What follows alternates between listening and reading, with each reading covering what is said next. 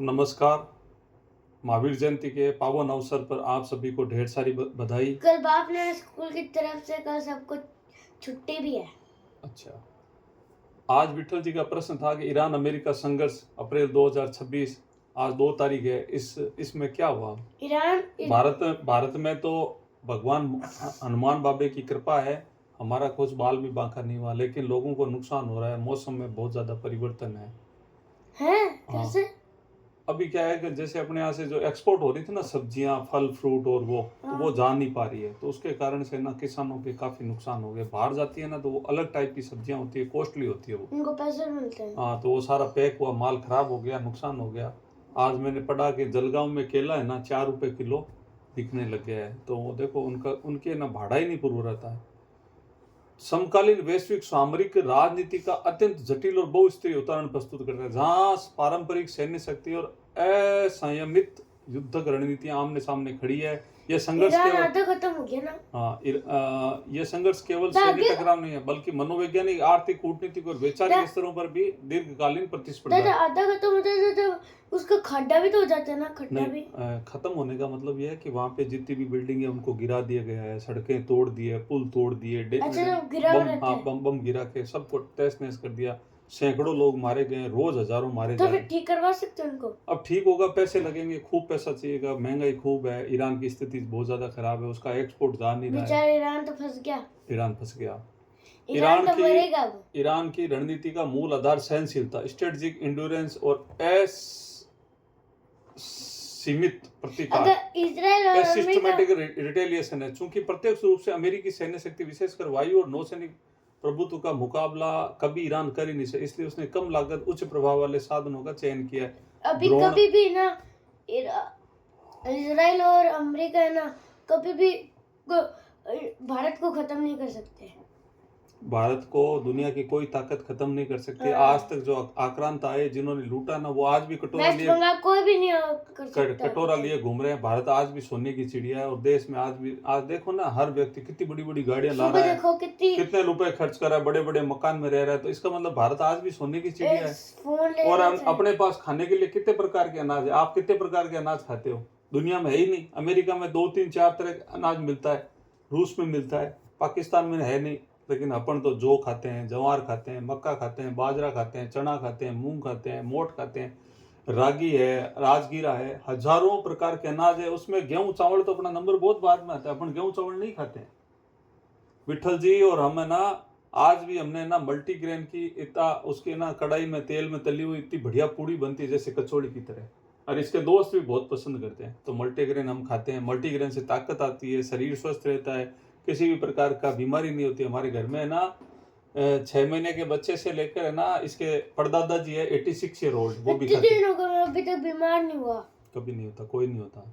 हालांकि भी इसको छींकें आ रही थी, और छींकें आने का कारण है कि विठल जी थोड़ा एसी की कोशिश करते हैं, एसी लगाने का, लेकिन नहीं करना चाहिए। शरीर है ना नेचुरल, अपना शरीर कूलिंग है, शरीर के अंदर नेचुरल कूलिंग होती है। और ईरान में क्या है कि ड्रोन, बैलिस्टिक मिसाइलें, साइबर हमले और तेज गति वाली नौकाओं का उपयोग करके वह विरोधी पक्ष, तेज गति वाली वो क्या है, उसमें है ना फ्रिगेट बोलते हैं उसको। वो क्या करती है, सीधे है ना जाके टकरा जाती है विमान से। पानी में जो जहाज चल रहा है ना बड़ा, उसे जाके टकरा के खत्म हो जाती है, इतनी तेज होती है। साइबर हमले, तेज गति नौकाओं का उपयोग करके विरोधी पक्ष के युद्ध की लागत बढ़ाता है। इजराइल और अमेरिका मिलकर ईरान पे अटैक कर रहे हैं लगातार। ईरान क्या कर रहा है? ईरान क्या है, ईरान इतना ताकतवर नहीं है। ईरान एक छोटा देश है, और ईरान को पिछले 15-20 सालों में कमजोर कर दिया गया है। किसने? ईरान, अमेरिका ने कर दिया। उसके ऊपर सैंक्शन लगा दी, वो कहीं माल बेच नहीं सकता, जा नहीं सकता। ईरान, अमेरिका क्या है, पूरी दुनिया में दादागिरी कर रहा है, बदमाश है।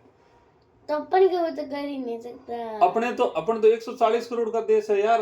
अमेरिका से अपन 5 गुना पॉपुलेशन में बड़े हैं। 10,000 फीट का ये पूरा अपना बहुत बड़ा है अपना इंडिया।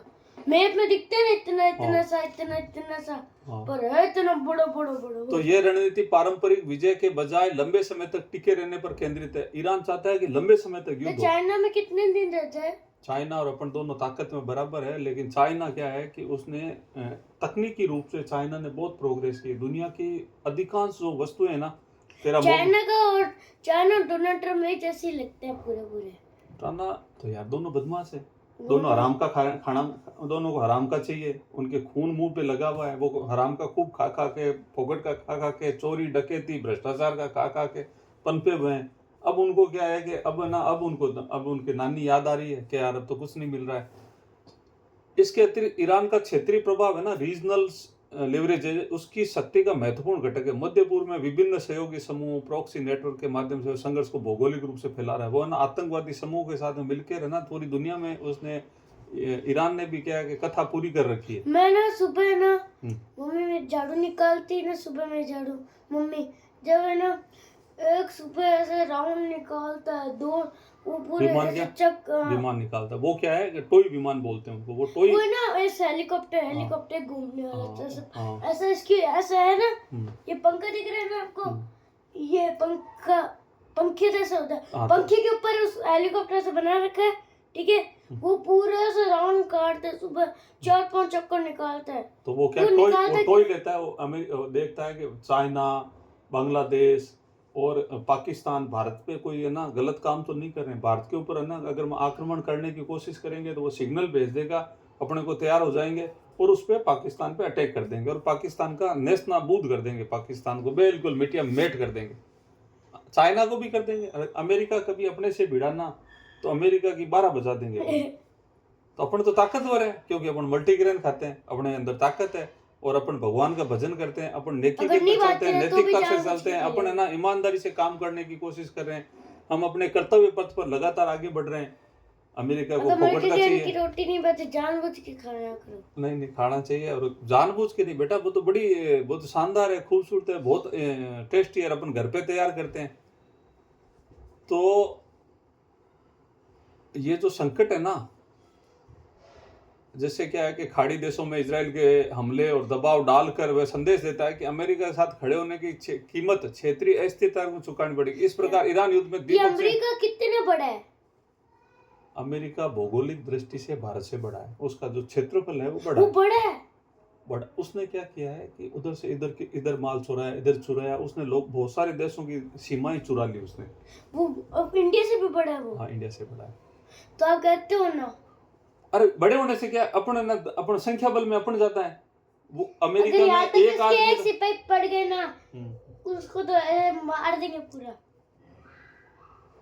अपने पास है ना, तेरे दादा के पास में अमेरिका से लोग मैसेज करते हैं कि ना हमें मल्टीग्रेन के बारे में बताइए। अमेरिकन डायबिटीज एसोसिएशन है ना, वो अमेरिका में डायबिटीज की एसोसिएशन है, उसके तेरे दादा मेंबर है अमेरिकन डायबिटीज एसोसिएशन। वो है ना मेरे से है ना वो सुनना चाहते हैं, पसंद करते हैं, अपन जो लिखते हैं ना उसको राधे नमस्कार। तो ये पूरा तो कर लें। आर्थिक स्तर पर ईरान की प्रभावी हथियार ऊर्जा आपूर्ति को बाधित करने की उसकी क्षमता है, विशेषकर स्ट्रेट ऑफ हॉर्मुज के माध्यम से जल डमरू मध्य में वैश्विक तेल के परिवहन का मुख्य मार्ग रहता है। उसकी अस्थिरता न केवल क्षेत्रीय बल्कि वैश्विक अर्थव्यवस्था प्रभावित। इस ईरान का भू राजनीतिक स्थिति का उपयोग कूटनीतिक दबाव बनाने करता है, जिससे अंतर्राष्ट्रीय समुदाय संघर्ष के शीघ्र समाधान के लिए प्रेरित हो। लेकिन क्या है, डोनाल्ड ट्रंप को राधे राधे नमस्कार। विठल जी की ओर से डोनाल्ड ट्रंप को, आयतुल्ला अली खोमनी को और इजराइल के नेतन्याहू को, किम जोंग उन जो माननीय उत्तर कोरिया के राष्ट्राध्यक्ष हैं, विठल की तरफ से नमस्कार।